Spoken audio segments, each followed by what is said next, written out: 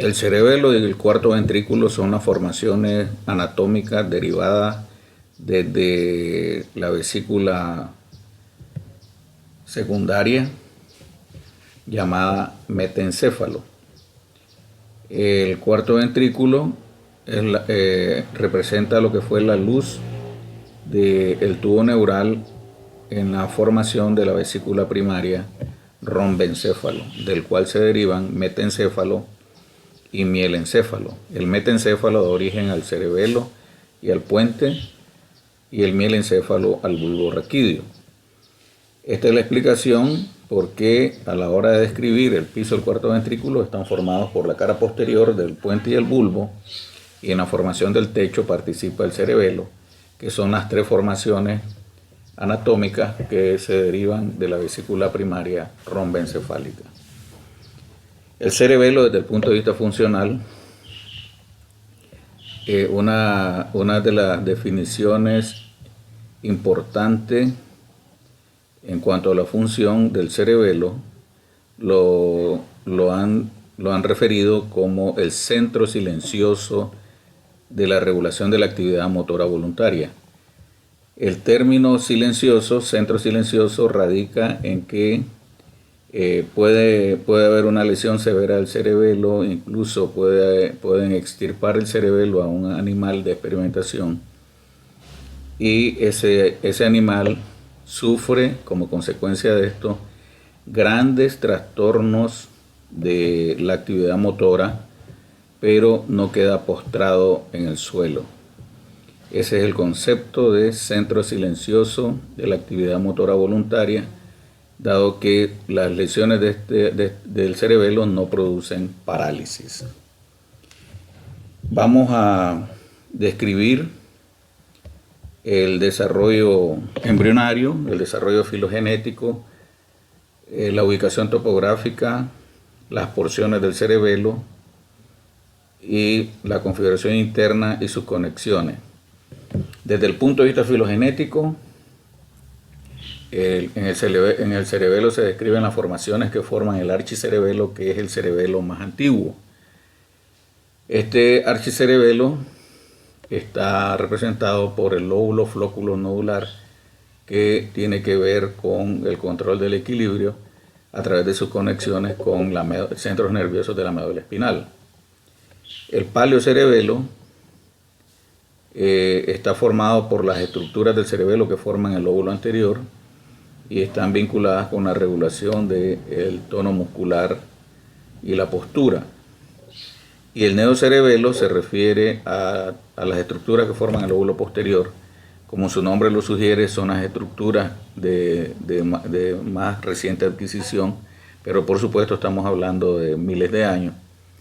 Y las estructuras del lóbulo posterior funcionalmente controlan la actividad motora de la ejecución de movimientos finos, como es el caso de escribir. Veremos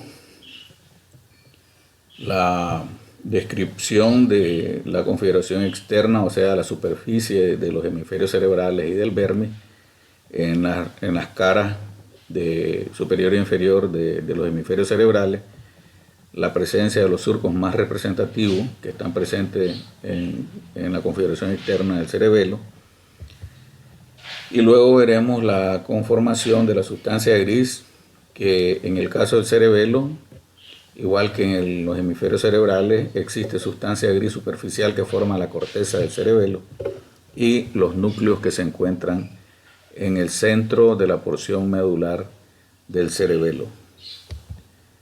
Posteriormente veremos los tractos nerviosos que entran y salen, o sea, tractos aferentes y tractos eferentes. Los que entran son aferentes y los que salen del cerebelo son eferentes, que penetran por cada uno de los pedúnculos cerebelosos que ya conocemos. El pedúnculo cerebeloso inferior, el pedúnculo cerebeloso medio y el superior. Desde el punto de vista topográfico, el cerebelo está ubicado en la fosa cerebral posterior, unido a la cara posterior del tallo cerebral, por medio de los pedúnculos cerebelosos superior, medio e inferior que unen el cerebelo al mesencéfalo, al puente y al bulbo de forma respectiva. Se aloja en las fosas cerebelosas de la cara endocraniana de la porción escamosa del occipital. Está separado del lóbulo occipital del cerebro por medio de este pliegue de dura madre, que es la tienda del cerebelo. Separa la cara superior del cerebelo de la cara inferior del lóbulo occipital. En este caso lo que estamos viendo aquí es un seno venoso que está en el plano medio de la tienda del cerebelo, que es el seno recto. Pertenece a la tienda del cerebelo. En esta imagen podemos ver la cavidad del cuarto ventrículo, en la que el piso está formado en la región inferior por la cara posterior del bulbo y en la región superior por la cara posterior del puente. El techo, que está formado por el velo medular superior, el velo medular inferior, que es el velo medular inferior, donde encontramos que relacionándose con este velo medular inferior se encuentra la tela coroidea. El velo medular superior se extiende entre los pedúnculos cerebelosos superiores. El velo medular inferior se extiende entre los pedúnculos cerebelosos inferiores, y en la porción central se encuentra la participación del cerebelo en la formación del techo del cerebelo. Al cuarto ventrículo lo han comparado con una tienda de campaña en la que el piso está representado por la fosa romboidea y el techo por los dos velos medulares superior e inferior y el cerebelo. Como podemos observar aquí, el cuarto ventrículo se comunica con el tercer ventrículo del diencéfalo por medio del acueducto cerebral o de Silvio del mesencéfalo, y se comunica con el extremo inferior del piso del cuarto ventrículo, se comunica con la médula espinal, con el conducto de la médula espinal, que es el canal central de la médula o conducto ependimario. Esa es la ubicación topográfica del cerebelo, la descripción del cuarto ventrículo. Ya hemos dicho que el piso del cuarto ventrículo ha sido descrito en la configuración externa del tallo cuando se describe la cara posterior del bulbo y la cara posterior del puente. Así que los remito a repasar la configuración externa cara posterior del tallo, donde se describen todos los elementos anatómicos que existen en el piso del cuarto ventrículo o fosa romboidea. La tela coroidea del cuarto ventrículo, la tela coroidea del tercer ventrículo y de los ventrículos laterales producen el líquido cefalorraquídeo producto de un ultrafiltrado de la sangre. Esas flechas que están observando ustedes ahí nos están representando la forma en que circula el líquido cefalorraquídeo hasta llegar a la cavidad del cuarto ventrículo. Y observamos en esta imagen uno de los agujeros que presenta el cuarto ventrículo, que es el agujero de Magendie o agujero medio, que está ubicado en el velo medular inferior. También tenemos dos agujeros en los recesos laterales. Aquí estamos viendo uno señalado con la flecha celeste, que es el agujero lateral o de Luschka, que existe un agujero de Luschka o lateral en cada uno de los recesos laterales o ángulos laterales de la fosa romboidea. Estos agujeros de Luschka, que son dos, y el agujero medio y de Magendie, son los que permiten el paso del líquido cefalorraquídeo desde la cavidad del cuarto ventrículo al espacio subaranoideo. Como podemos ver, luego que llega al espacio subaranoideo, ese líquido circula en todo lo que es la formación del espacio subaracnoideo hasta ser absorbido a nivel de el seno sagital superior y los plexos vertebrales, venosos vertebrales internos, que se encargan de reabsorber, como estamos viendo aquí desde el espacio subaracnoideo, a través de las formaciones de las granulaciones aracnoideas de la aracnoides. A nivel de las granulaciones aracnoideas se da la absorción del líquido cefalorraquídeo que circula hacia el seno sagital superior o seno longitudinal superior. En cuanto a la descripción del cerebelo,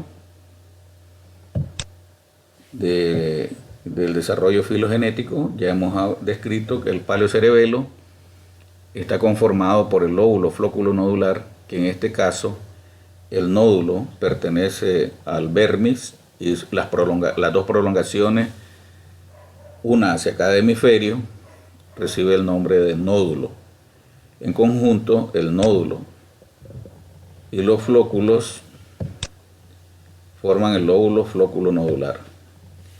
Este se encarga de regular el tono muscular y el control de la postura.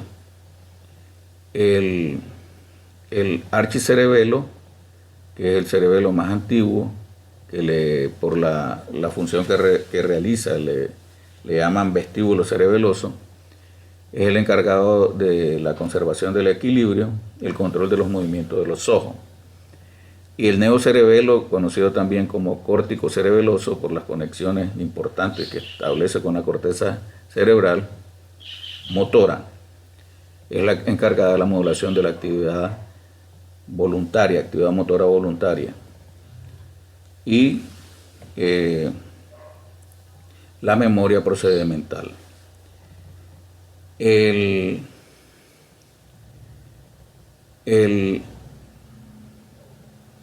cerebelo está compuesto por dos hemisferios, uno derecho, uno izquierdo, hemisferio derecho, hemisferio izquierdo, unidos en el centro por el vermis. El vermis recibe este nombre por su aspecto, que parece un gusano redondo enrollado sobre sí mismo.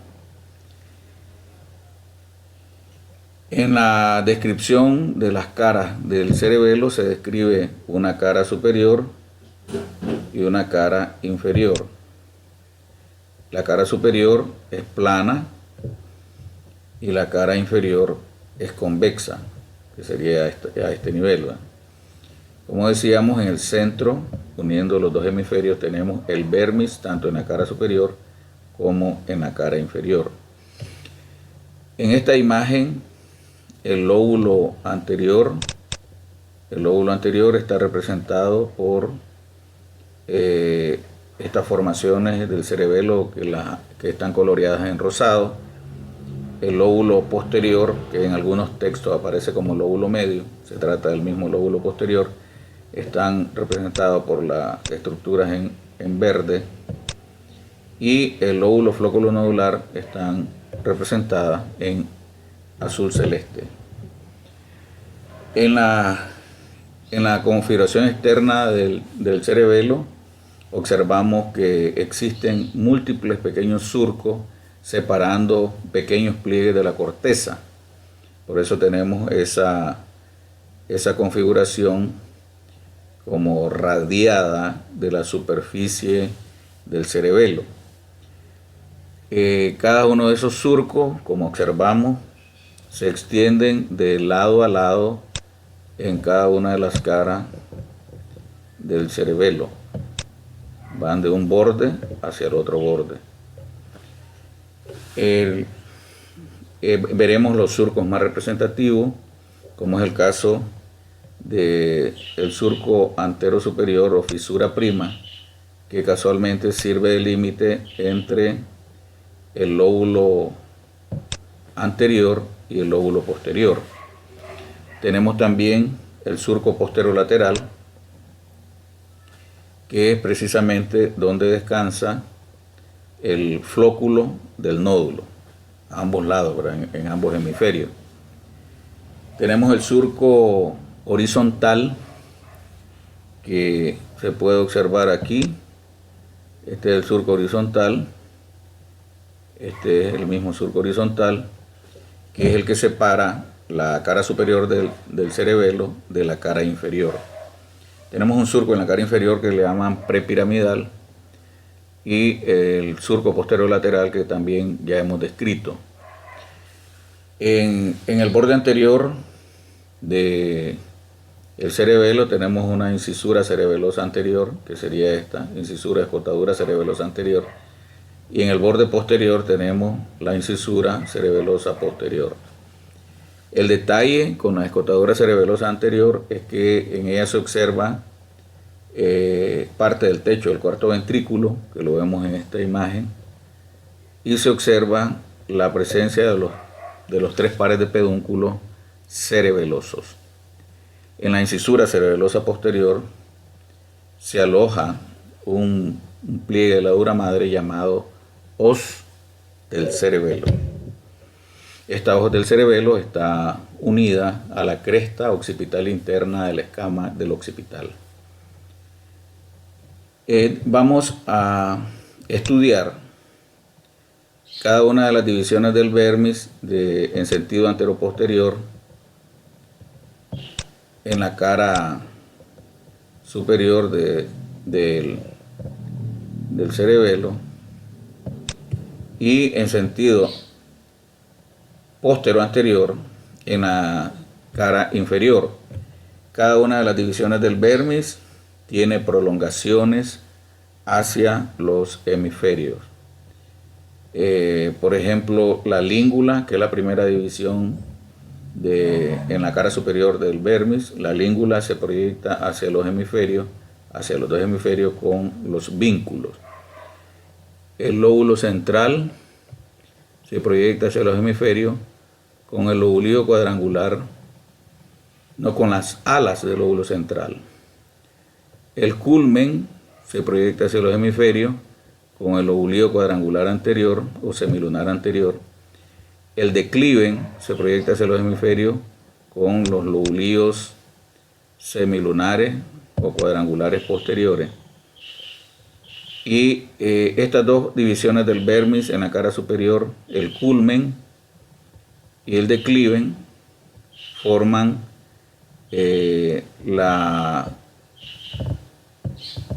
elevación del vermis en la cara superior. La última división del vermis posterior al declive es el folium, siendo esta la división más pequeña que existe en la cara superior. Las prolongaciones hacia los hemisferios serían los lóbulos semilunares superiores o cruz 1. En las divisiones del vermis en la cara inferior, el vermis en la cara inferior está en la profundidad de la vallécula del cerebelo. La vallécula no es nada más que una depresión que existe entre la cara inferior de ambos hemisferios. De atrás hacia adelante, las divisiones del vermis son el tuber, cuyas prolongaciones hemisféricas son los lóbulos semilunares inferiores o cruz 2. La pirámide, cuyas prolongaciones hacia los hemisferios son los lóbulos biventrales o digástricos. La úvula, cuyas prolongaciones hacia los hemisferios son las amígdalas. Estos dos nombres, la división del vermis referida como úvula y su prolongación a los hemisferios referida como amígdala, nos recuerda el istmo de las fauces, en el que la úvula está en el centro del velo del paladar, en el borde posterior, y a ambos lados tenemos la presencia de las amígdalas.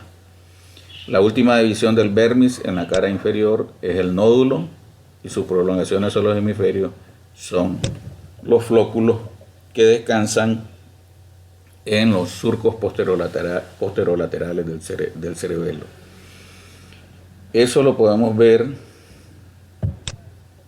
en un corte sagital, recordemos aquí, en forma ascendente, bulbo, puente y mesencéfalo.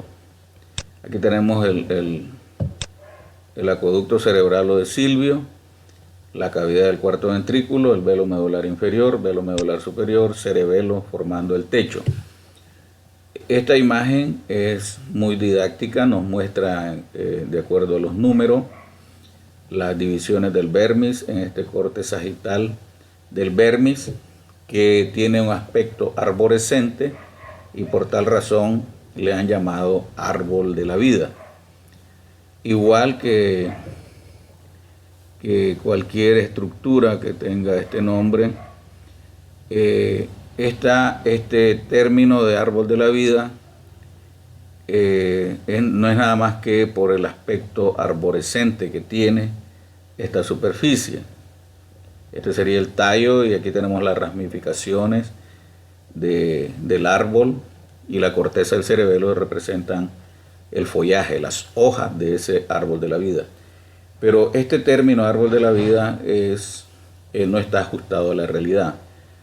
Al inicio de la presentación les hacía referencia que en animales de experimentación han extirpado totalmente el cerebelo, y eso no implica muerte inmediata del animal. Hemos dicho que implica grandes trastornos de la actividad motora, pero no hay parálisis siquiera, y por supuesto, como nos dice en árbol de la vida, pues uno esperaría que una extirpación del cerebelo implicaría muerte, lo cual no es cierto. Ahí la imagen se explica por sí sola. Tenemos con el número 1, voy a hacer referencia inicialmente de las divisiones del vermis de adelante hacia atrás en la cara superior. Ahí tenemos la língula con el número 2, el lóbulo central, número 3, culmen, número 4, decliven. Esa elevación que produce el culmen y el decliven se conoce como montículo. Luego tenemos con el número 5 el folium. Hasta ahí paramos con las divisiones del vermis en la cara superior. Aquí en el espacio que hay entre el número 5 y el número 6 representa el surco horizontal, conocido antiguamente como el gran surco circunferencial de Big Yazir, en honor de un anatomista árabe que lo describió. El surco horizontal, hemos dicho, cumple la función de separar la cara superior de la cara inferior. En la cara inferior tenemos las divisiones del vermis en sentido póstero-anterior. En el caso de las divisiones en la cara superior la hemos descrito en sentido antero-posterior. En este caso, en la cara inferior, vamos a enumerarlo de atrás hacia adelante. El número 6 corresponde al túber, el número 7 a la pirámide, el número 8 a la úvula y el número 9 al nódulo. Quedamos claros, por tanto, que son 9 divisiones del vermis, 5 corresponden a la cara superior y 4 corresponden a la cara inferior del vermis. Recordemos que cada una de estas divisiones tiene su correspondiente prolongaciones hacia los hemisferios. Aquí tenemos la úvula y hacia los hemisferios tenemos la presencia de las amígdalas. Aquí tenemos la pirámide y hacia los hemisferios tenemos los lobulillos digástricos o biventrales.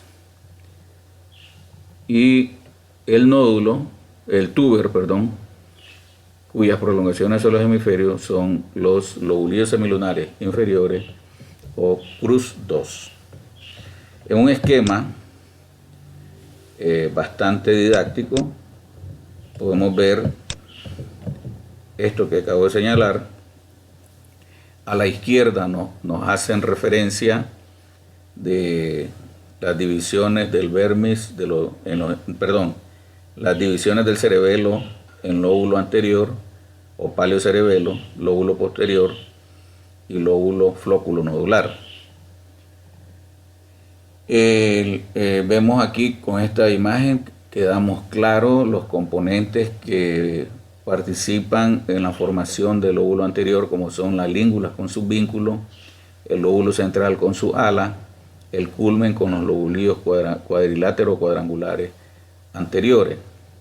Ahí hay un error, aparece inferior, es anterior.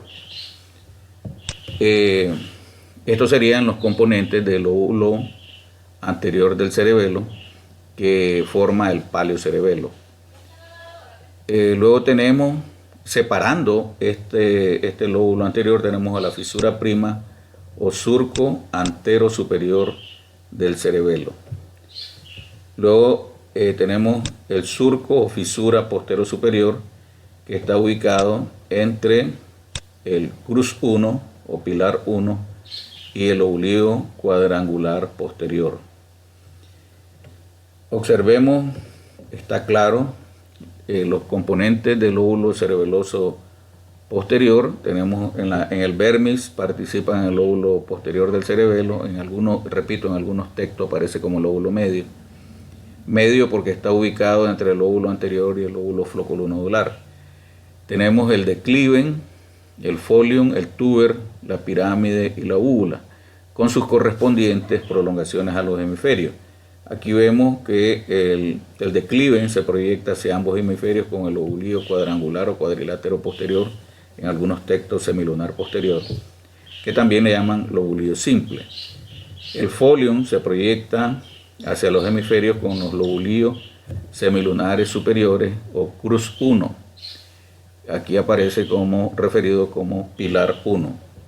Tengo que reconocer que es la primera vez que veo esta referencia. El tuber se proyecta hacia los hemisferios con los lóbulos semilunares inferiores o cruz 2, pilar 2. La pirámide se proyecta hacia los hemisferios con los lóbulos digástricos o biventrales, también llamados lóbulos grácil, los biventrales grácil y lóbulo digástrico. La úvula se proyecta hacia los hemisferios con las amígdalas. Entonces, decliven con los lóbulos simples, folium con los lóbulos semilunar superior, tuber con sus lóbulos semilunares inferiores, pirámides con sus lóbulos digástricos o biventrales, úvula y sus amígdalas en conjunto forman el lóbulo posterior del cerebelo, conocido como neocerebelo desde el punto de vista filogenético. Y por último, el lóbulo flóculo nodular, que está representado, conformado por el nódulo del vermis y hacia ambos lados, hacia ambos hemisferios, con los flóculos. Esta es la imagen más didáctica para asimilar las divisiones del vermis y sus correspondientes prolongaciones hacia los hemisferios. Recordar, esta es una imagen que no es tridimensional del cerebelo. Se ha hecho un corte horizontal del cerebelo a nivel del surco horizontal o fisura horizontal que separa la cara superior de la cara inferior de los hemisferios y se ha desplegado sobre una superficie plana y podemos ver el cerebelo en esta posición. Didáctica para aprender las divisiones del vermis y sus prolongaciones hacia los hemisferios. Recordar que la fisura horizontal o gran surco circunferencial de Vic-Diazir separa la cara superior de la cara inferior del cerebelo. Luego veremos la descripción de la configuración interna del cerebelo. En el cerebelo, en su configuración interna, tenemos que ver la sustancia gris que está representada está organizada en una sustancia gris periférica que forma la corteza del cerebelo, donde encontramos tres capas, tres estratos en la organización celular de sus células nerviosas. La capa externa le llaman capa molecular externa, una capa media que es la capa de células de Purkinje y una capa interna que es la capa granulosa, que le llaman capa granulosa interna. Hacia estas capas nerviosas penetran o ascienden desde el tallo cerebral los tractos nerviosos aferentes del cerebelo. Las aferencias del cerebelo, una vez que estos tractos penetran a través de los pedúnculos cerebelosos superior, medio e inferior, toman el aspecto de musgos o de fibras trepadoras, de plantas trepadoras. De ahí que a las aferencias que llegan a la corteza cerebral llegan en forma de fibras musgosas y fibras trepadoras. Aquí aparece que las fibras musgosas son fibras terminales de todos los tractos aferentes del cerebelo. Y una sola fibra puede estimular a miles de células de Purkinje a través de las células granulosas, de los axones de las células granulosas que adoptan la forma de una división en T a nivel de la capa granulosa molecular externa. Las fibras trepadoras son las vías terminales de todos los tractos olivocerebelosos. Ascienden a través de las capas de la corteza como una vid en un árbol. Y una única neurona de Purkinje hace contacto sináptico con una sola fibra trepadora, no así las fibras musgosas. Entonces la sustancia blanca, aquí estamos hablando de sustancia blanca del cerebelo que forma el centro medular, está formado por los tractos aferentes del cerebelo, también participan los tractos eferentes y forman la porción central del cerebelo. Este es un corte horizontal del cerebelo en la que a nivel del puente, en la que podemos ver el pedúnculo cerebeloso medio formado por las fibras córtico-pónticas, pontocerebelosas que penetran al cerebelo. Aquí vemos la cavidad del cuarto ventrículo, vemos la língula del vermis. Esto sería el vermis. Como digo, este es un corte transversal o horizontal a nivel del puente que nos permite ver la sustancia blanca en el centro y sustancia gris en la periferia que forma la corteza cerebelosa. Estos pliegues de corteza reciben el nombre de folia, las folias del cerebelo. Cada pliegue de corteza está separado por pequeños surcos. Los surcos más profundos son estos que hemos referido: la fisura prima, el surco horizontal, el surco postero superior, etcétera, el surco prepiramidal, etcétera. Dentro, de la corteza ya la hemos descrito, con sus 3 capas. Formando parte también de la sustancia gris tenemos sustancia gris central, representada por estos 4 pares de núcleos. En ambos hemisferios existen 4 núcleos. Este núcleo que nos hace recordar al núcleo olivar del bulbo, que es una lámina de sustancia gris que adopta la forma de una bolsa plegada abierta hacia el plano medio. Eso mismo se describe de la configuración del núcleo olivar del bulbo. Este núcleo, que es el más grande del cerebelo, es el núcleo dentado. Luego tenemos el núcleo globoso, tenemos el par de núcleo emboliforme, este es el emboliforme y estos son los núcleos globosos. Y por último, relacionándose con el techo del cuarto ventrículo, le llaman los núcleos del techo, o núcleo fastigial. De estos núcleos, a estos núcleos descienden los axones de las células Purkinje, que están en la corteza, a hacer sinapsis con las neuronas de estos núcleos. Y de ellos surgen las eferencias del cerebelo, los tractos que salen del cerebelo hacia las formaciones nucleares del tallo, hacia el diencéfalo, hacia los núcleos del tallo hacia la médula espinal, como es el caso del tracto cerebelo vestibular y el tracto vestíbulo espinal. Entonces, repito, estos son los núcleos fastigiales o núcleos del techo, los núcleos globoso, el núcleo emboliforme y el núcleo dentado. Las eferencias más voluminosas, de mayor volumen, son las que nacen en el núcleo dentado, que a través del pedúnculo cerebeloso superior, disculpen, este es un corte en el mesencéfalo, por lo tanto este es el pedúnculo cerebeloso superior. Estos son los pedúnculos cerebrales del mesencéfalo.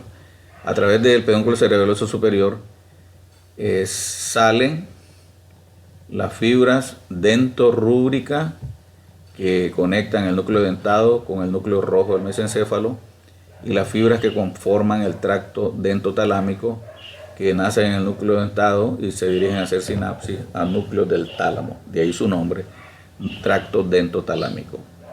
Estos dos tractos son los tractos eferentes de mayor volumen del cerebelo. En un esquema podemos ver esto. Ahí tenemos los tractos que acabamos de señalar, dentorrúbrico o dentotalámico, que los han señalado en celeste. También tenemos que la vía córtico, póntico, cerebelosa, que estrictamente la unión entre el cerebelo y el puente se establece a través de las fibras que forman el pedúnculo cerebeloso medio o brazo del puente, que une los núcleos del puente con la corteza cerebelosa. Este pedúnculo cerebeloso medio casi exclusivamente está formado por fibras pontocerebelosas. También a nivel del pedúnculo cerebeloso superior tenemos un tracto aferente que es al cerebelo, aferente al cerebelo, que es el tracto espinocerebeloso anterior, que igual que el espinocerebeloso posterior, que es un tracto ascendente de la médula también, y que penetra el cerebelo a través del pedúnculo cerebeloso inferior que une el bulbo con el cerebelo. Estos dos tractos espinocerebelosos, el posterior, que penetra el cerebelo a través del pedúnculo cerebeloso inferior, y el anterior, que penetra el espinocerebeloso anterior, que penetra el cerebelo a través del pedúnculo cerebeloso superior, son los encargados de la regulación de la propiocepción inconsciente, que es un tracto, son tractos que nacen en la médula y se dirigen a hacer sinapsis a la corteza del cerebelo. Son tractos ascendentes de la médula.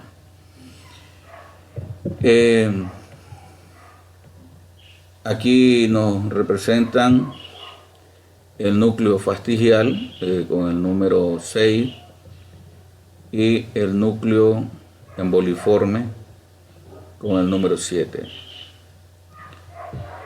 En lila tenemos el núcleo dentado, que es el núcleo más grande del cerebelo. Este mismo esquema con otra representación la tenemos en esta imagen. El núcleo dentado, la formación de los tractos dentorrúbricos, dentotalámicos, que abandonan el cerebelo, son fibras eferentes del cerebelo, a través del pedúnculo cerebeloso superior.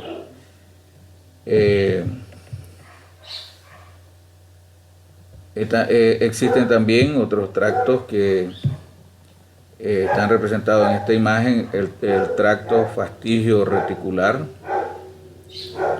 que nace en el núcleo del techo o núcleo fastigial y penetra al tallo desde el cerebelo a hacer sinapsis con los núcleos reticulares.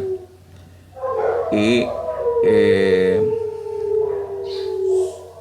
tenemos también aquí la representación del pedúnculo cerebeloso inferior, a través del cual penetran los tractos vestíbulo cerebeloso y el espinocerebeloso posterior. Esta lista nuclear la tenemos esta lista de los tractos la tenemos aquí. Tenemos los pedúnculos cerebeloso superior, medio, inferior, pedúnculo cerebeloso superior, medio, inferior, que nos muestra el listado de tractos aferentes y eferentes al cerebelo. En el caso del pedúnculo cerebeloso superior, el tracto espinocerebeloso posterior penetra el cerebelo, es un tracto aferente al cerebelo a través del pedúnculo cerebeloso inferior. El olivo cerebeloso, aferente también al cerebelo. El vestíbulo cerebeloso, aferente al cerebelo. Luego los tractos eferentes que se forman en el cerebelo y salen de él son el tracto cerebelo-olivar, que hace sinapsis en los núcleos olivares del bulbo, y es el tracto cerebelo-vestibular. El pedúnculo cerebeloso medio, formado por un tracto aferente que participa en la regulación de la actividad motora, que es el tracto pontocerebeloso. Nacen en los núcleos del puente, de la región anterior del puente, y penetran a hacer sinapsis a la corteza del cerebelo. A través del pedúnculo cerebeloso superior tenemos los dos grandes tractos eferentes del cerebelo, dentorrúbrico, dentotalámico, y un tracto aferente al cerebelo, que es el tracto espinocerebeloso anterior, que ya hemos mencionado.